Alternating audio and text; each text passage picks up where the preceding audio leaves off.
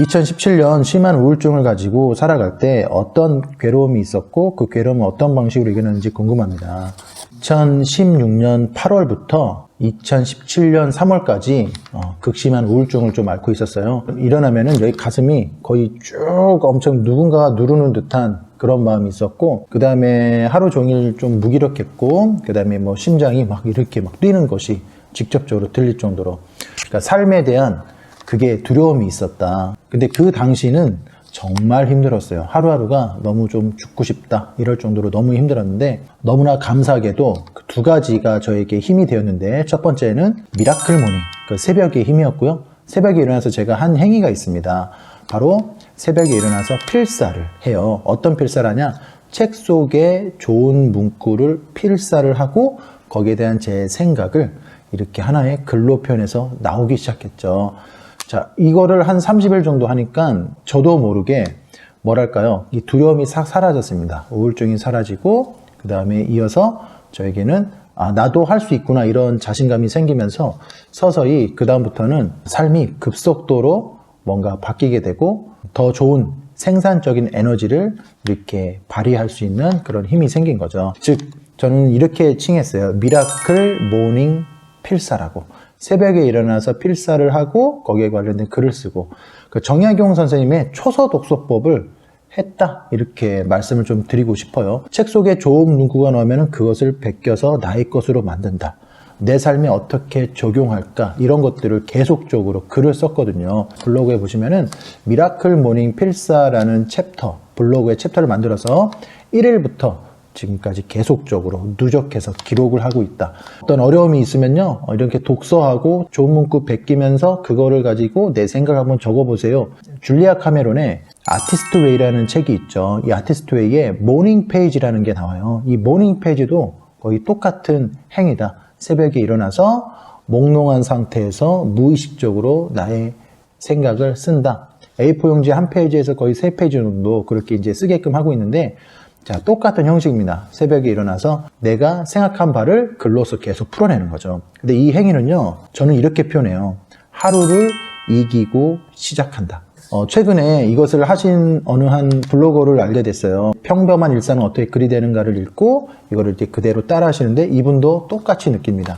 하루를 이기고 시작한다. 한번 해보시면 좋을 것 같고요. 이것은 저는 어렸을 때부터, 이렇게 학창시절 때부터 습관이 되면 참 좋겠다 이렇게 생각이 들어요. 그러면은 글쓰기가 어렵지 않습니다. 그래서 글이라는 거를 내 무기로 하나 만들면요, 여러분에게는 정말 관후에 그런 청룡오월도라고 하나요? 자, 그거를 얻은 듯한 그런 느낌으로 이제 앞으로의 삶을 살아갈 수가 있다라고 말씀을 드리고 싶습니다.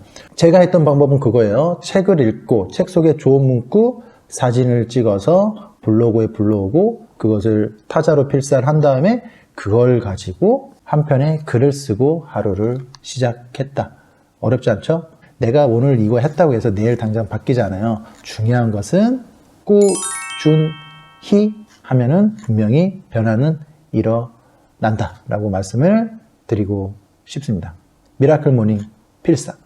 제가 좋아하는 분야의 책이 아니면 재미가 없는데 어떻게 할까요? 네, 좋은 말씀이에요. 좋아하는 분야의 책을 읽으시면 됩니다. 여러분의 관심 분야의 책을, 관심 분야에 대한 책을 읽어도 거의 죽을 때까지 다 못 읽을 거예요. 근데 그게 있어요. 그 독서 천재야 대 홍대리의 공저자인 읽어야 산다의 저자 정혜연 작가님을 조금 예를 들면요, THX를 생각하라는 거예요. 자, T, 독서를 하다가 수편적 독서를 합니다. 관심 분야가 뭔지는 잘 모른 채 쭉쭉 읽어나가 보면 관심 분야가 생겨요. 깊숙이 팝니다. 한 권, 두 권, 세 권, 네 권, 10권, 20권, 50권, 100권 막 이렇게 파요. 이러다 보면은 깊이 있는 어떤 전문적인 지식을 좀 많이 알게 돼요. 대부분 이거조차 안 한다는 거. T자형이죠? 깊이 팝니다. 그럼 또다시 올라와서 또 다른 분야 읽다가 또 파요. 새로운 분야 파고, 새로운 분야 파고, 그래 보면은, T자, 그 다음에 이걸 보면은 H 같은 느낌이죠. 그래서 T, H, 그 다음에 어느 순간 이것이 통섭의 원리, 이 이질적인 분야와 이질적인 분야가 서로 막 섞이게 됩니다. 통합이 돼요. 혼합이 되면서 X, 서로 통하는 형태. 그래서 T, H, X 독서법이다 이렇게 표현을 하죠. 자, 자기의 좋은 분야 깊숙이 한번 파보세요. 깊숙이 읽고 어느 정도 그 시기를 넘으면은 다른 분야 파고 다른 분야 파서 서서히 분야가 확장이 됩니다. 여러분이 좋아하는 분야를 깊이 있게 계속적으로 파보세요. 그 분야에 내가 거의 막 전문가가 되겠다 이런 생각을 갖고 이렇게 깊이 있게 파시다 보면은 여러분의 삶에 있어서 업그레이드 되는 그 자신감이 생기고 책과 논의는 그런 사람으로 내가 삶으로 살아갈 수 있다 말씀을 드리고 싶어요. 선생님은 읽을 책을 선택하실 때 어떠한 본인만의 기준이 있으시나요? 제가 책을 선택하는 기준은 단순합니다. 제가 좋아하는 책이 있어요. 그 책 속에 그 저자의 생각만 있는 게 아니라 거기에는 수백 권의 책이 다 소개가 돼 있고 그 참고 도서가 다 있죠. 이제 책을 읽다가 어느 참고 도서를 읊었던 그런 내용들이 나와요. 그러면 저는 잠깐 책을 내려놓고 그 책을 바로 구입을 합니다. 그 다음에 이 저자가 좋아해서 이런 느낌으로 썼던 그 글들은요, 책 속의 책을 읽어도 너무나 좋더라고요. 그래서 저는 책을 선택할 때 기준, 책 속의 책을 꼬리를 물고 연이어서 읽게 된다. 그것만 해도 읽을 책이 너무나 많습니다. 너무나 많고 이 책을 읽었더니 여기에도 책에 대한 꼬리를 물고 이 책을 읽었더니 여기에 대한 책, 그 두 가지 공통된 거 있으면 반드시 사고요. 그런 식으로 하다 보면요, 책이 아주 넘쳐나고요. 그 다음에 좋은 책들 많이 만날 수가 있을 겁니다. 책을 읽는 게 힘들어요. 재미있게 읽는 법이 있을까요? 자, 재미있게 읽는 방법 뭘까요? 책을 읽는다는 행위는요, 무조건 독서만 한다. 이거는 좀 아닌 것 같아요. 때로는 글을 쓰는 사람도 있고요. 이 책을 읽고 나는 한 권의 책을 읽고 여기에 핵심적인 키워드를 그림으로 표현해 보겠어. 나는 마인드맵으로 표현해 보겠어. 다양한 방법이 있죠, 그죠? 나는 애니메이션으로 한번 만들어 보겠어. 나는 이걸 가지고 한번 나만의 낭독을 한번 해보겠어. 자, 여러 가지 분야가 있습니다. 그 다음에 나는 이걸 가지고 노래로 표현해 보겠어. 자, 다양한 분야로 확장을 시킬 수가 있어요. 그 중심이 독서가 되지 않을까. 이 독서를 통해서 이렇게 다양한 방식으로 표현할 수가 있지 않을까 생각을 합니다. 내가 좋아하는 책을 조금 읽었으면 좋겠고요. 이 책을 내가 어떻게 활용할까 고민을 한번 해보시면요. 그러니까 일명 앞에서 계속 얘기하는 본 것, 깨달은 것, 적용할 것, 내가 어떻게 내 삶에 적용할까? 그러다 보면 성취감이 느끼고요. 그 성취감은 자신감을 가져오게 됩니다.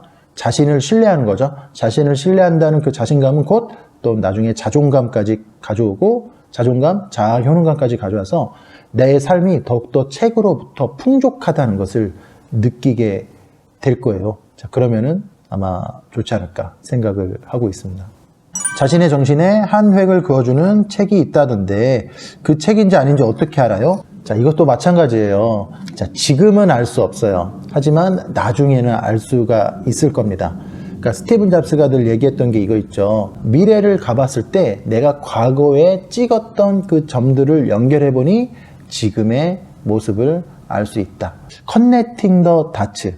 내가 오늘 하나 읽었던 이 책이요. 결국에는 나중에 점으로 연결돼서 그때 그 책이 지나고 나니까 내 인생 책이었구나. 솔직히 저는 그렇게 표현하거든요. 32살에 읽었던 독서 천재가 된 홍대를 통해서 선생님은 독서에 입문하게 됐고 48분 기적의 독서법을 통해서 36살에 독서에 대한 깨달음을 얻었고요. 그 해에 읽었던 4세기 자본이다를 통해서 일상의 소중함을 느끼게 되고 그 다음부터 펼쳐진 기록 인생, 글쓰기 인생, 그 다음에 더 나아가서 책 쓰기 인생이 펼쳐지게 됐다. 지나고 나니까 저도 그렇게 말을 자신 있게 이야기할 수 있다 말씀을 드리고 싶습니다.